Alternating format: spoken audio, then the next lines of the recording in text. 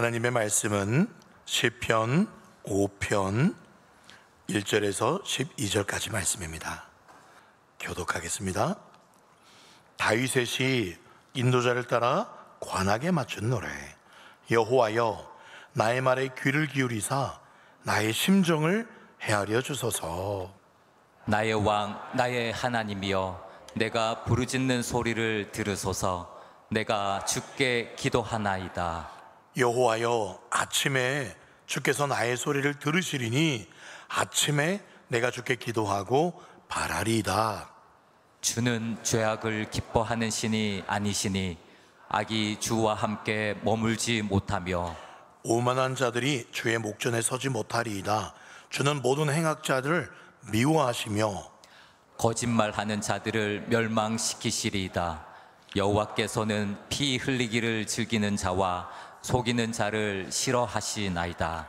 오직 나는 주의 풍성한 사랑을 힘입어 주의 집에 들어가 주를 경외함으로 성전을 향하여 예배하리이다.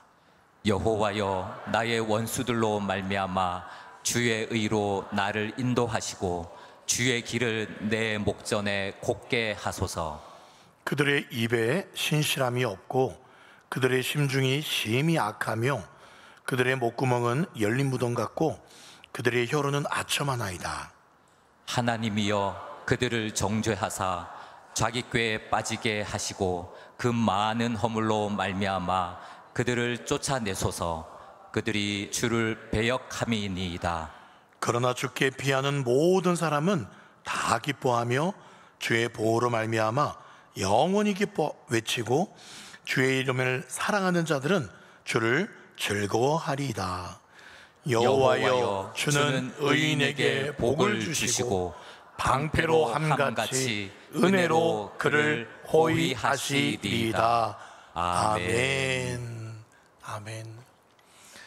제가 오늘 특별히 지금 계속 여러분 성도님 석을 자리를 좀 쳐다보고 있어요. 왜냐면 오늘 제가 지난 금요일이죠. 열흘 전 금요일 날 CU 모카 아파트 올라가는 그 CU 편의점 앞에서 전도한 스리랑카 2명 형제가 반드시 오겠다고 3일 전에도 저한테 문자가 먼저 와가지고는 꼭 가겠다고 했는데 지금 마음에 어떤 지금 생각이 들면 오지 않았는데요. 그때 CU에서 저기 보이는 십자가라 그랬는데 지금 남목교회를 갔을까봐 소명교회를 간 건 아닐까. 그 친구들이 저한테 오겠다고 먼저 또 문자가 왔거든요. 3일 전에도 꼭 가겠다고, 무슨 일이 있어 가겠다고 지난번에 얘기했는데, 그래서 지금 마음이 그렇지만 어느 교회 간 것 뭐 어떻습니까? 그렇죠? 예. 근데 제가 그래서 아까 예배 전에 직전에 지금 오고 있나요? 라고 스리랑카 말로 번역본으로 카톡을 보면 재미있어요. 그 친구들은 번역기를 통해서 한글로 저한테 카톡 보내고 저는 번역기 해가지고 스리랑카 말로 카톡이 돼요. 그래서 서로 지금 그렇게 주고받았는데 읽지를 않았어요. 예, 주님께서 제 기도가 부족했는가 더 열심히 기도해야겠습니다. 예, 여튼 살아계신 하나님을 찬양합니다. 아멘. 저는 지금 문자가 왔습니다. 이게 이제 이 컴퓨터에 카톡이 되거든요. 휴가로 인해서 여행을 갔다가 오는데 끊겼어요. 지금 답장 준 게만 해도 어딥니까? 한글로 답장을 보낸 거예요. 계속 기도해 주십시오. 이름은 다누스카 란깃, 2명의 친구예요. 다누스카 란깃. 예. 다시 한번 살아계신 하나님을 찬양합니다. 아멘. 저는 다른 성경들도 다 좋아하지만 시편은 남달라요. 왜냐하면 시편 말씀 속에 나오는 그 시인들의 삶이 우리의 박복한 그런 삶과 너무나도 비슷하기에 그들도 우리처럼 똑같이 아파하고 괴로워하고 또 부르짖는 그 모습이요. 혹시 이 음악 하면 떠오르는 프로가 있나요? 따라다란 따란 따란 따라 TV 인간극장. 꼭 인간극장을 보는 것 같아요.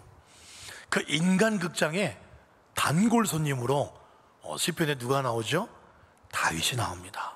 그래서 저는 다윗이 참 좋습니다. 오늘 5편도 다윗 왕이 쓴 시입니다.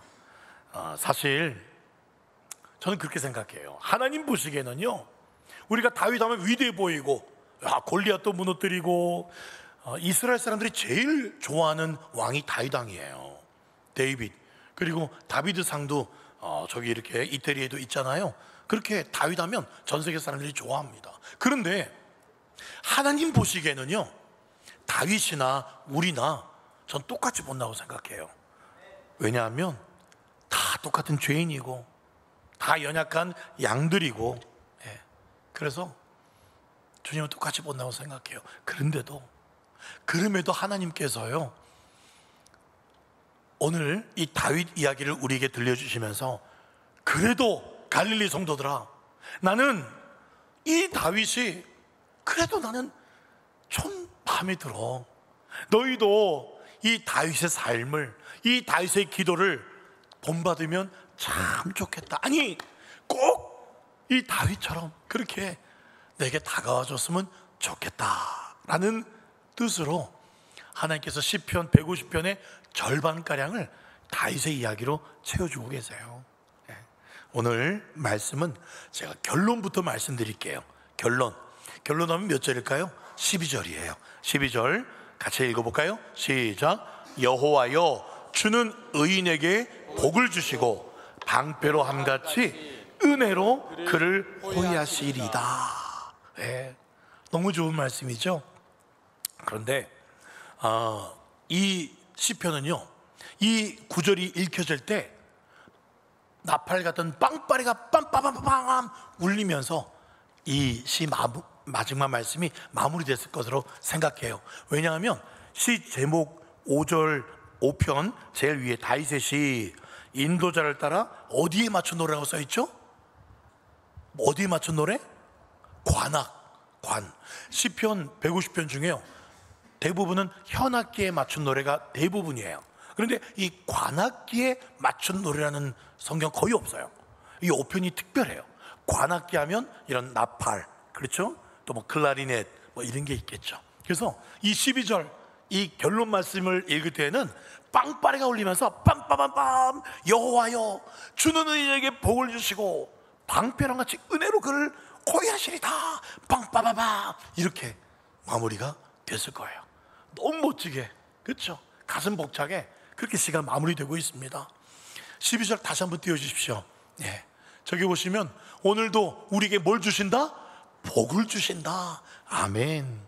그리고 노란색, 무엇으로 그를 호위하신다고요? 은혜로 호위한다. 호위한다가 무슨 뜻이죠? 호의. 호의가 아니고요, 호위예요. 제가 사전을 찾아봤어요. 찾아보니까 호위란 뭐 어떤 거냐면 따라다니면서 곁에서 보호하고 지켜준다, 그런 뜻이에요. 얼마 전에 트럼프 전 대통령이 연설하다가 이렇게 교환이 쏜 총에 귀가 조금 이렇게 찢어졌잖아요. 그때 경호원들이 어떻게 하던가요? 완전히 사방을 둘러쌉니다. 그게 호위예요. 호위. 사방만이 아니었죠. 저기 헬기도 떠 있었고요, 또 저기 멀리서도 또 저격수도 떠 있고, 그렇게 사방 팔방에서 그렇게 보호를 합니다. 보통 대통령이 그렇게 가면 경호원들이 완전히 땅에서도 하늘에서도 오만 데서 다 그렇게 호위하신다는 거예요. 그런데 사람들이 호위하는 게 아니에요. 뭐가 호위한다? 하나님의 은혜가 사방팔방 위아래 땅, 거기서 호위한다. 얼마나 좋아요. 죄송합니다. 다누스카가 또 문자가 오는데, 이제 교회를 떠날 시간인가? 이게 이제 아마 한글 번역이 이 교회로 온다는 시간인 것 같아요. 그래요. 이제 중계하진 않겠습니다. 갑자기 떠서 기대했습니다. 여튼 은혜로 우리를 호위하시는 겁니다. 어떻게 해요? 우리의 육신만? 아니요. 우리의 영혼도 아니요. 우리의 가정도, 직장도, 내 인생 전체를 무엇으로 호위하시겠다? 은혜로 호위하시겠다. 그런 복과 은혜가 저 여러분들 날마다 호위하시기를 예수님의 이름으로 소원드립니다. 아멘. 그런데요, 안타깝지만 아무에게나 이런 복과 은혜를 주시는 게 아닙니다. 1절 보십시오. 뭐로 시작하죠? 여호와여, 여호와여. 그냥 여호와여 그런 게 아니에요. 여호와여 라고 부르짖고 있어요. 다윗은 지금 보이지 않는 하나님을 눈앞에 보이는 하나님처럼 그렇게 힘차게 여호와여 라고 부르고 있어요. 영안이 활짝 열린 겁니다. 영안이. 여러분들은 삶에 뭐가 열리기를 원하세요? 돈줄이 좀 열리고, 출세길이 좀 열리고, 자녀들, 손주들이 좀 잘 되는 길이 열리고, 예, 그것도 좋겠습니다만은 먼저 필요한 게 여러분들의 영안이 활짝 열려서 하나님이 보이시기를 간절히 바랍니다. 아멘. 다윗은 이 하나님의 이름을 뭐라고 부른다고요? 여호와라고 부르고 있어요. 제가 1부 예배 때는 물어보니까 대답하는 분이 아무도 없었어요. 자, 한번 2부 예배 때는 여쭤볼게요. 맞출 것 같아요. 이스라엘 백성들이 하나님을 여호와라고 불러요. 다른 민족 사람들은 느부갓네살 왕이라든지 다른 사람들, 뭐 고레스 왕이라든지 여호와라고 부르지 않습니다. 그냥 너희가 믿는 하나님, 너희의 신, 그렇게 불러요. 근데 이스라엘만 여호와라고 불러요. 다윗도 여호와라고 불러요. 어떤 사람만이 여호와로 부를 수 있을까요? 이게 퀴즈예요. 우리도 하나님을 여호와라고 부르죠. 이스라엘 사람 아니어도 어떤 관계에 있는 사람들만 하나님을 여호와란 이름으로 부를 수 있다고 제가 자주 말씀드렸어요. 어떤 관계에 있는 사람? 네?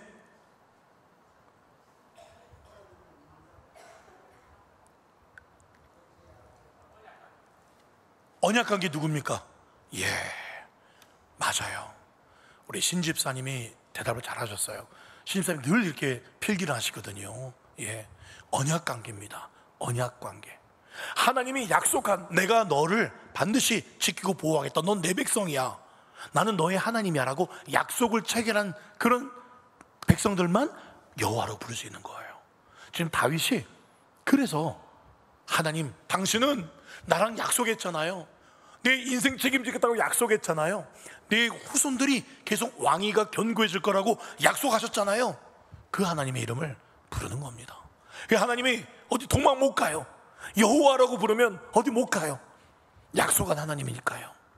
그래서 여호와 하나님, 그러면서 담대히 뭐라고 요구하냐면 1절 보세요. 여호와여, 나의 말에 귀를 기울여 주시고 나의 심정을 헤아려 주십시오.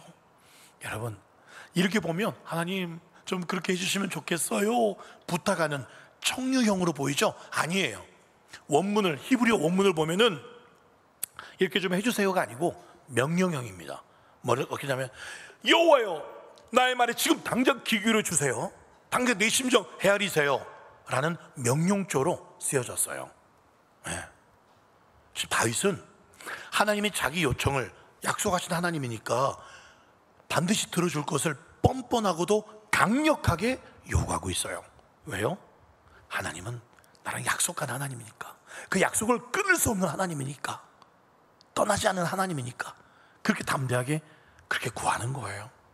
그래서 1절에서 3절 말씀까지 제일 많이 반복돼서 나오는 단어가 있어요. 굉장히 중요합니다. 네, 한 글자예요. 1절에서 3절 찾아보세요. 1절에서 3절 계속 똑같은 단어를 다윗이 반복하고 있어요. 성경에서 반복한다는 것은 너무 중요하다는 뜻이에요.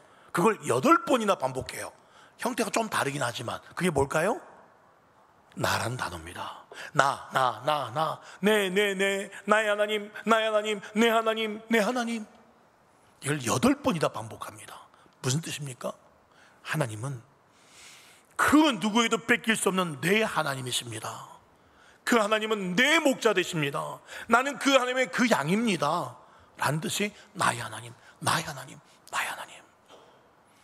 여러분, 저 여러분들도요, 이 다윗처럼 그렇게 하나님을 내 하나님으로 친밀하게, 그렇게 날마다 가까이 믿으시기를 간절히 바랍니다. 1절 끝에 보시면은요, 나의 심정을 헤아려 주셔서, 그렇게 말하니까, 표현하니까 예전 개역 한글 성경이 더 조금 와닿는 것 같아요. 옛날 개역 한글 성경에서는 뭐라고 했냐면 끝에 헤아려 주세요를 통촉하여 주옵소서, 그런 단어를 썼어요. 기억나십니까? 나의 심사를 통촉하소서, 그런 노래도 있는데, 통촉하소서, 왕이 여봐라 이렇게 하거라 그러면 신하들이 안 될 것 같으면 왕이시여 그건 안 됩니다, 통촉하여 주옵소서. 예, 신하들이 그렇게 말할 때 보면 그냥 통촉하여 주옵소서 이렇게 하지 않아요. 통촉하여 주옵소서, 온 마음을 다해서 하는 말이에요. 이 표현은 말로 다 할 수 없는 그런 기도라는 겁니다. 그 안에는 한이 가득 차 있어요. 하나님, 내 심사, 내 마음을 좀 헤아려 주세요, 통촉해 주세요. 기도가 안 나올 정도예요. 그냥 주여, 주여, 주여 이렇게만 나오는 거. 주여, 내가 말하지 못한 내 마음 깊은 곳까지 좀 헤아려 주십시오. 그게 내 심사를 통촉해 주옵소서, 그런 기도예요. 그렇게 간절하게 기도했어요. 그리고 2절 말씀에 하나님 뭐라고 불러요? 나의 왕, 나의 하나님. 지금 이스라엘의 왕은 다윗이에요. 그런데 다윗은 뭐라고 고백하냐면, 이스라엘 나는 왕은 저는 대리인일 뿐입니다. 진짜 왕은 하나님이십니다. 이 나라의 왕도, 내 인생의 왕도 하나님이십니다. 그렇게 고백하는 거예요. 그리고 그 하나님께 어떻게 기도합니까? 2절 중간에 보세요. 내가 뭐 하는 소리를 들으셔서, 안 들려요. 내가 뭐 하는 소리를 들으셔서? 부르짖는 소리를 들으셔서. 부르짖는, 여러분, 부르짖는 소리는 어떤 기도입니까? 기도, 하나님 저기 반갑습니다 하나님, 이런 기도입니까? 아니에요. 하나님, 아버지요, 온 마음을 토하는 기도예요. 그게 부르짖는 기도예요. 누구라도 좀 붙들고 하소연 하지 않으면 견딜 수 없고 마음이 터질 것 같고, 사람한테 이야기해봤자 소용없는 거 아니까 그냥 철없는 애처럼 그냥 아빠 옷자락 붙잡고 그냥 마구마구 하나님 옷자락 붙잡고 울어대는 기도. 여러분, 그렇잖아요. 내 모든 것을 아시는 전능하신 하나님 앞에 무슨 점잖게 기도할 게 뭐가 있겠어요? 상천하지에 지존무상하시고, 물론 그런 표현도 좋지만은,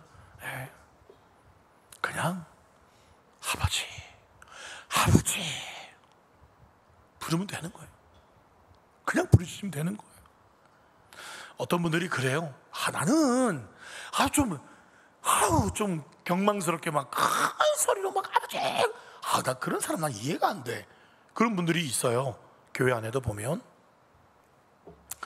예전에 개그 콘서트 초창기에 그 한 코너 중에 사바나의 아침이라는 코너가 있었어요. 심연섭 씨가 추장이 되어가지고 맘바야 하면서, 그러면서 그 부족원 중에 누가 이렇게 막 말귀를 못 알아들으면 그 추장이 뭐라 그래요? 네 귓구멍이 막혀 있나? 그래 말하잖아요. 그렇죠? 과거에 외국 크리스찬들도 비슷하게 생각했어요. 아니, 한국 사람들의 하나님은 귀가 막혔어? 저렇게 주여 주여 주여 외치고 막 그렇게 시끄럽게 기도하냐? 하나님 귀가 막혔냐? 그렇게 생각을 했었어요, 외국 사람들은. 그런데 지금 외국 가서 부흥 집회 현장에 저는 안 가봤습니다만은 갔다 오신 목사님들이 그런 얘기를 하시더라고요. 외국인들도요, 미국이나 그런 데 가보면은 외국인들이 모였는데 한국 기도가 뜨겁더라. 알고 봤더니 그 기도회 시작할 때 주여 주여 주여 3번 외치는 거, 그게 능력이 있다더라. 그래서 외국인들도 그걸 따라해요. 그러니까 주여를 로드잖아요, 외국어로, 영어로. 그래서 로드 로드 로드 이렇게 3번 부르고 기도를 한대요. 또 어떤 데는요, 로드라고 하지도 않아. 우리 한국말로 기도합시다. 그래서 주여 주여 주여 이렇게 기도한 데도 있대요. 여러분, 교회에 나와서 조용히 기도할 수 있어요. 조용히 기도할 수 있지만 여러분, 입은 닫지 마세요. 작은 소리라도 내십시오. 그 소리, 묵상이라는 단어가 예, 중얼거리다, 반복이 있다 또는 큰 소리로 외치다, 여러 가지 뜻이 있다 그랬죠. 소리 내줘야 돼요. 만약에 소리 내지 않고 그냥 나는 점잖게 엘레강스하게 나는 좀 점잖게 그냥 이런 식으로 기도하면 어떻게 되는지 아세요? 기도가 집중이 안 돼요. 문제가 있어서 기도하러 왔는데 소리 내서 기도하지 않으면, 가만히 있으면 그 문제만 계속 떠올라요. 그리고 그 문제가요 나를 삼켜버려요.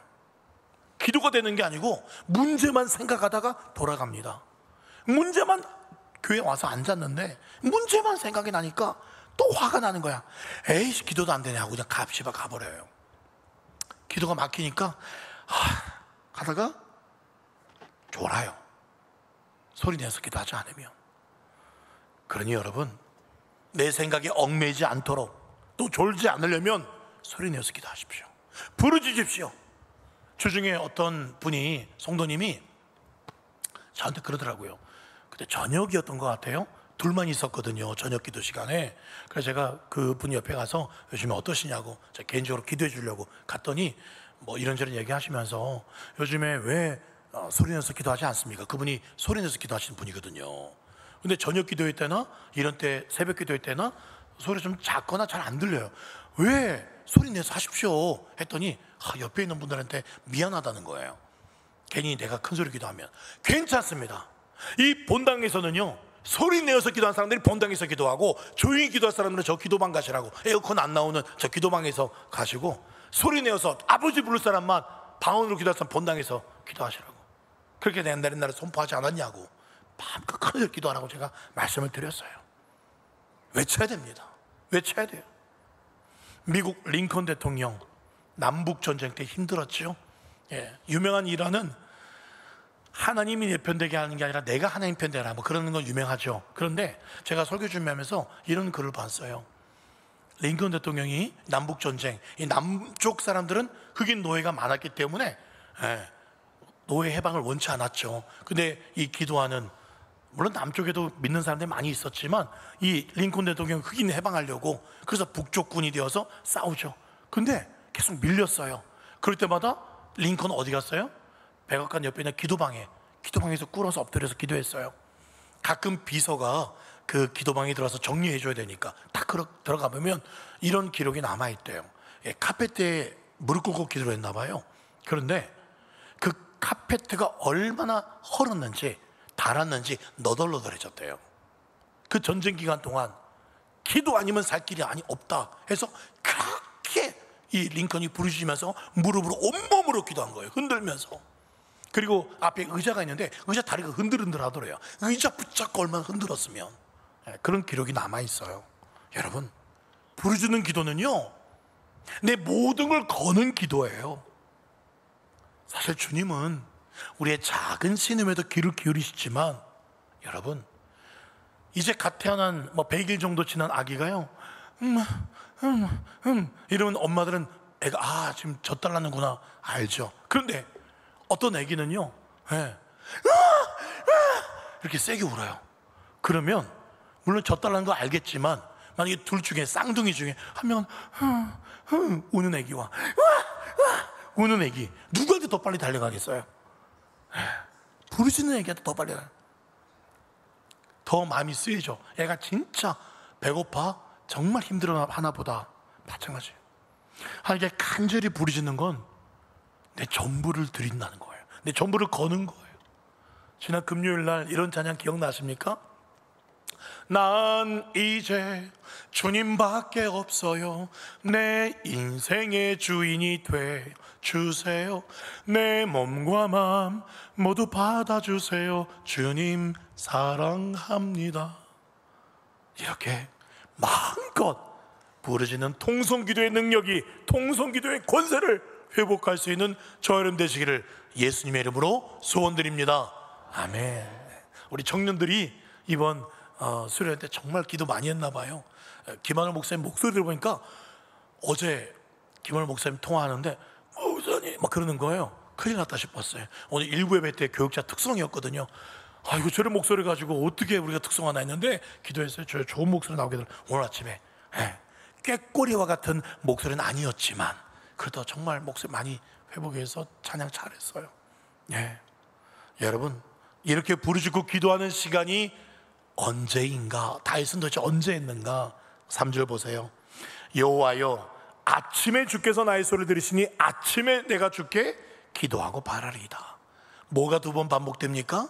아침에. 근데 원어를 아셔야 돼요. 그래서 설교 말씀을 잘 들으셔야 돼요. 저희는 원어도 이렇게 살펴보니까 저 아침에라는 히브리어 단어는 새벽이라는 단어가 더 가까워요. 동틀 무렵이란 뜻입니다. 즉 새벽에 기도한 거예요. 여러분, 언제 기도하기 제일 좋을까요? 출근해서 점심 먹을 때 그 쉬는 시간에 내가 오늘 늦잠 자서 기도도 못했는데 자, 밥 빨리 먹었으니 기도하자. 김 집사님, 아니요, 김 과장님, 박 부장님 부른 사람 많은데 어떻게 기도해요? 그러면 내가 퇴근하고 교회 와서 기도하고 가야지. 물론 그럴 수 있어요. 근데 몸이 다 피곤하고 저녁에 오면 물론 저녁에 와서 기도한 것도 귀한데 그렇게 잘 되지는 않을 수 있어요. 그럼 언제가 제일 잘 될까요? 아침이에요. 그것도 학교 가고 출근 준비에 바쁜 그런 아침일까요? 아닙니다. 정신없는 아침이 아니라 그보다 조금 더 이른 아침, 새벽이거나 아니면 여러분 교회 오기 힘든 상황이면 여러분 가정이나 있는 곳 조금 더 일찍 일어나십시오. 여러분 집이든 아니면 교회 오든 가까운 교회를 가시든, 그리고 우리 교인들 중에 여기 좀 거리가 있어서 가까운 교회 새벽기도 가는 분들이 계셔요. 잘하시는 겁니다. 그렇게 기도하셔야 돼요. 그 새벽에는 누굴 만날 일도 없어요. 전화 올 일도 없어요. 카톡 울릴 일도 없습니다. 그냥 그 새벽에는, 이른 아침에는 집이든 어디든 오직 주님께만 집중할 수 있는 최고의 소중한 시간이에요. 부산에 박창재라는 장로님이 계세요.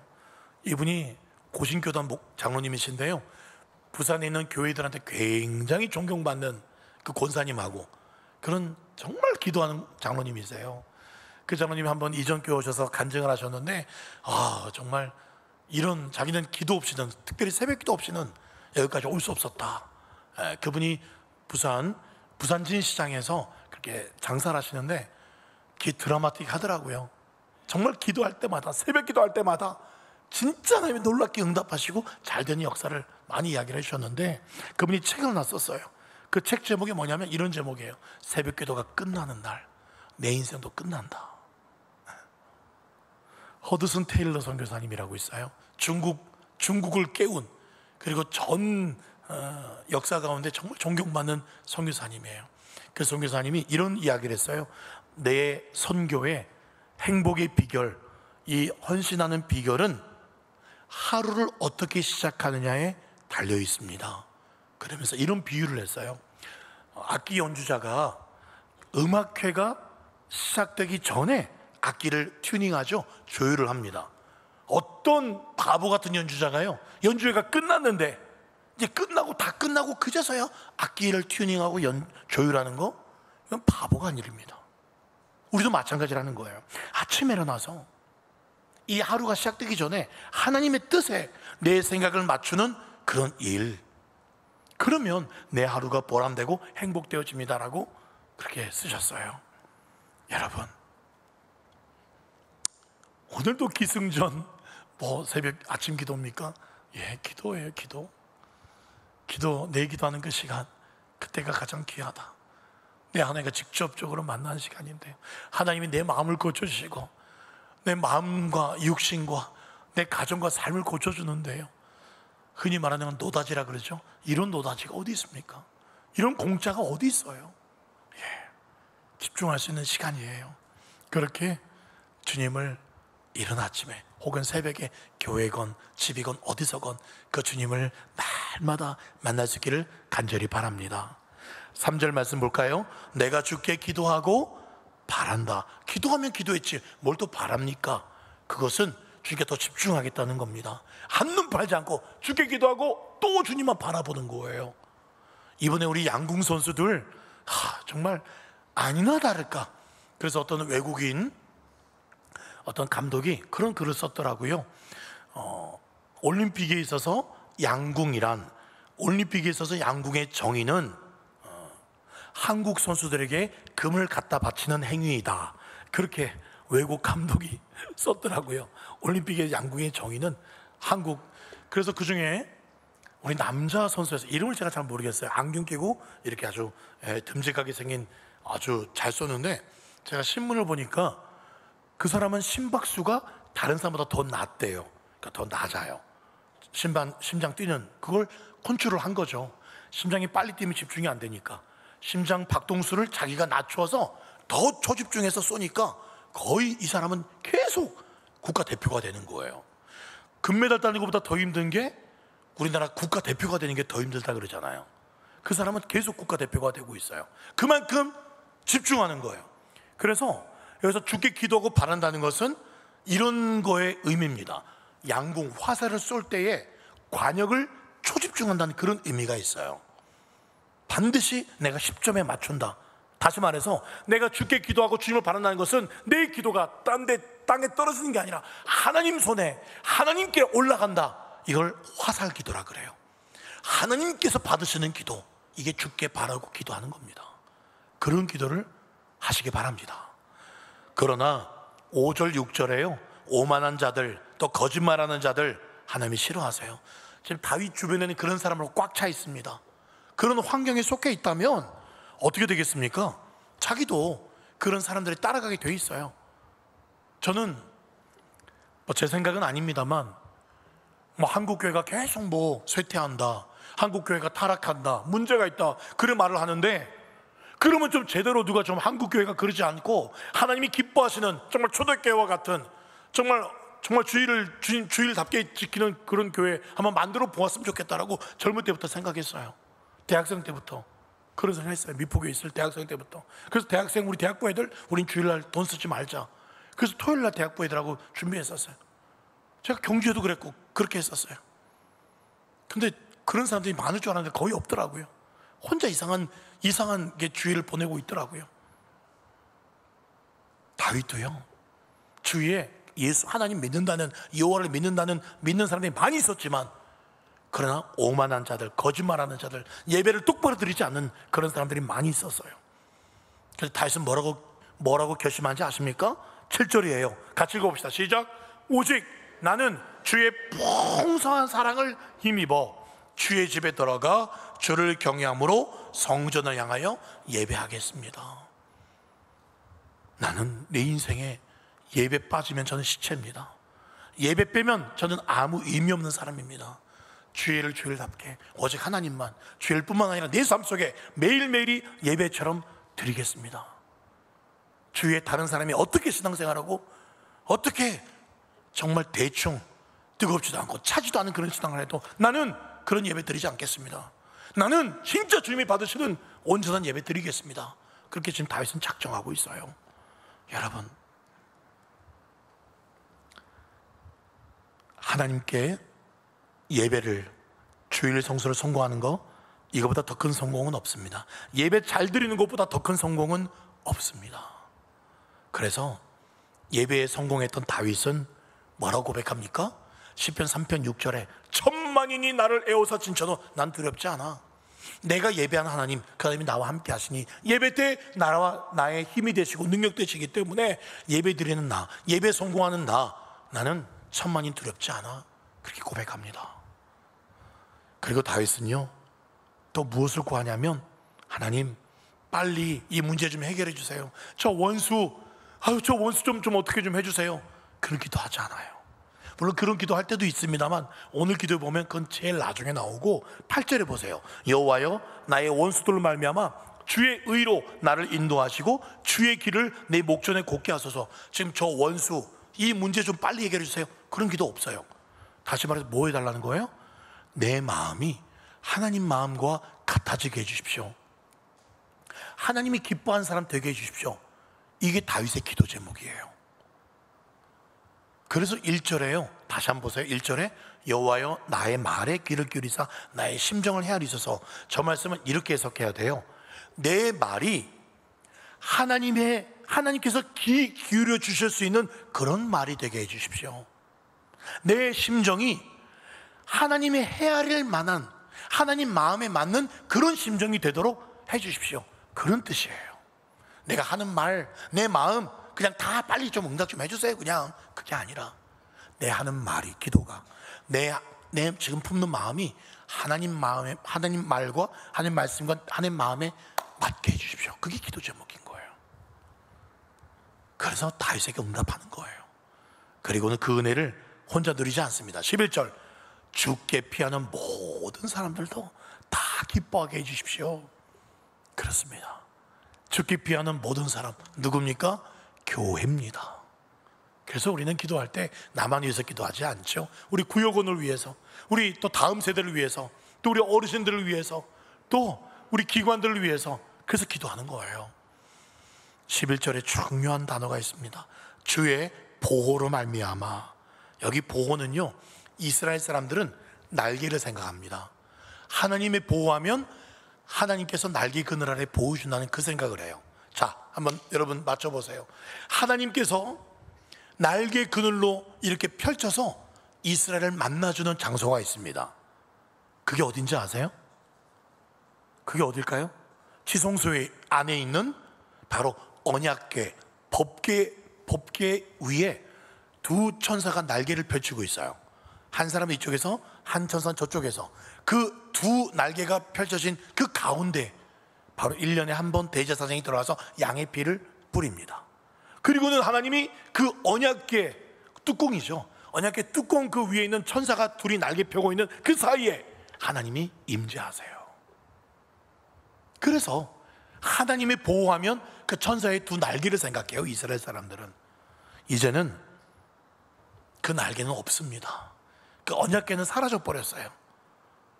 하나님의 날개 그늘, 하나님의 임재, 어린 양이 피가 뿌리시는 곳이 어디로 바뀌었습니까? 바로 골고다 언덕 십자가입니다.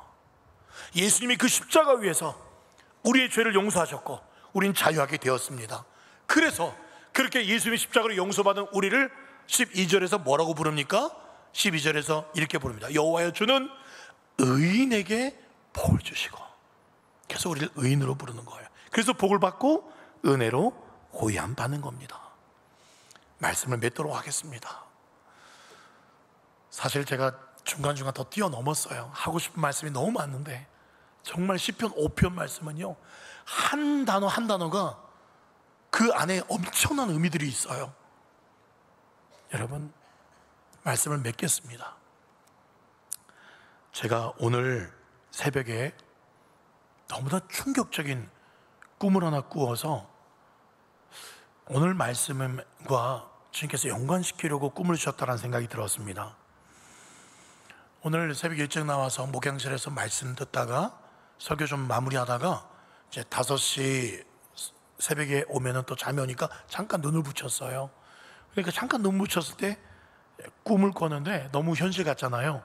근데 그 꿈에서요, 제 아들놈이 나와서 종이에다가 뭐 이렇게 글을 쓰고는 제 아들이 사라져 버렸어요. 그래서 제가 그 종이를 봤어요. 그 종이에다가 제 아들이 자기의 괴로운 심정을 이렇게 썼는데 자세히 보니까 이게 랩이야, 랩. 어떻게 썼냐면 이렇게 썼어요. 인생이 재미없어요, 사는 게 너무 힘들어요, 뭐 이런 식으로 랩 가사로 이렇게 쓴 거예요, 애가. 예, 좀 어렸을 때였던 것 같아요. 하여튼 그 내용 보니까 아들놈이 힘들어서 이걸 뭐 좀 일종의 유언장 같이 보이더라고. 그걸 써놓고 어디 가버린 거예요. 너무 놀래가지고 제가 사람들 동원해가지고 한참을 찾았어요. 아들아, 강민아 이렇게 찾다가 집에서 전화가 왔어요. 꿈속에서 전화가 와가지고 딸이 전화가 왔어요. 아빠, 오빠 찾았냐고. 지금 못 찾았어. 어디 있어? 아빠, 오빠 지금 자기 방에서 자고 있어. 그러는 거예요. 꿈속에서. 그래서 제가 아이고 다행이다, 이 녀석이 집에서 자고 있어서 다행이다. 그런데 그렇게 이제 안도하고 있는데 저 멀리 낭떠러지가 보여요. 그런데 저희 아들이 아니라 또 다른 어떤 남자애가 그 낭떠러지에 서서 이렇게 서 있는 거예요. 그 친구도 막 소리치는 거예요. 나도 인생 살기 싫어, 나도 막 힘들어, 막 소리치는 거예요. 그래서 얼른 달려갔어요. 그리고는 그 아이 팔을 딱 붙잡고는 그렇게 말했어요. 죽지 마. 우리 아들도 얼마 전에 힘들다고 그랬고 막 그렇게 막 힘들다고 그랬는데 지금 우리 집에서 잘 자고 있어. 너 아직 소망이 있어. 너 그러면 안 돼. 제가요, 제 아들 같아가지고 걔 팔을 붙잡고 얼마나 꿈속에서 울었는지 몰라요. 네, 진짜 막 꿈에서 울었어요. 그런데 그 아이의 팔을 딱 잡았는데 손이 안 보여요. 손이 마치 그 가지, 큰 가지에 이렇게 싹둑 이렇게 칼로 자른 것처럼 양쪽에 손이 안 보여요. 네. 그래서 제가 꿈을 깼어요. 꿈 깨고는 오늘 새벽에 아니 왜 걔 손이 안 보였을까 생각해 보니까 어제 토요일 날 우연찮게 어디 유튜브에서 정말 건강을 위해서는 가지를 드십시오 하고요, 가지를 싹둑 자른 그걸 제가 봤거든요. 그 본 게 아마 이게 나온 것 같아요. 여튼 걔에게는 이렇게 손이 이렇게 딱 가지 같은 손이었는데 이렇게 손이 없어요. 팔이 있는데. 그 걔는 붙잡을 게 없으니까 제가 걔 팔을 잡은 거예요. 제가 이 이야기를, 꿈 이야기를 왜 하냐면, 혹시 여러분 손에 주님 붙잡을 힘조차 없는 분들이 계십니까? 정말 주님이 멀리 계신 것 같고 부르짖는 힘도 없고 손이 없는 것처럼, 더 이상 이렇게 맞잡을 손이 없는 것처럼 기도의 능력을 잃어버린 분들이 계십니까? 오늘 이 시편 5편에서 다윗이요, 우리 팔을 붙잡고 호소합니다. 힘드니 포기하지 마. 나처럼 주님 바라봐. 그리고 부르짖어봐. 그럼 나의 왕이자 너의 왕이신 그 예수님의 십자가가 풍성한 사랑으로 너의 인생을 호위해 줄 거야. 그렇게 주님 앞에 다시 너 예배드려, 예배다운 예배드려, 온전한 예배드려. 그 십자가가 널 붙잡으면 널 의인 삼아주고 널 복주고 방패랑같이 네 인생을 호위해 줄 거야. 오늘 5편 말씀에 다윗이 저와 여러분들에게 팔을 붙잡고 외치고 있는 이야기입니다. 사랑하는 여러분, 어떤 분이 길거리에서 제가 만났어요. 집사님 요즘에 교회 안 보이십니까? 그랬더니 그 집사님 말해요. 살아도 사는 게 아닙니다. 형편이 좀 풀리면 교회 나갈게요. 그러면서 교회를 안 나오세요. 사랑하는 여러분, 주님을 피하지 마시고 주님께 피하시길 바랍니다. 그 주님께서 오늘 다윗의 인생을 회복시켜 준 것처럼 저와 여러분의 인생을 다윗처럼 복 주시고 여러분의 모든 삶의 가정과 자녀들과 직장 위에 은혜로 여러분의 심령과 육신을 호위해 주는 이 축복이 이 여름 가운데 충만하시기를 예수님의 이름으로 축원드립니다. 아멘.